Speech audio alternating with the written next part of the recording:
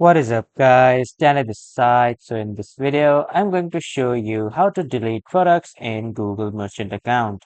So first off, head over to Google or any browser and then in the search bar type in business.google.com or you can just simply type in google.com/retail.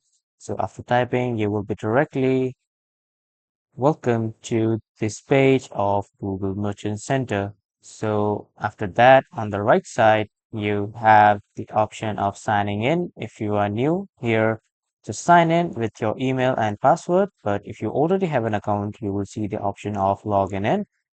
Click on it and then a drop-down menu will appear. Now after that, click on Merchant Center. After going to the Merchant Center, on the left side, you have the first option of products. As you can see, after clicking on products, you have the section of all products. So now here you will see the list of all your products that you have listed on Google Merchant Center.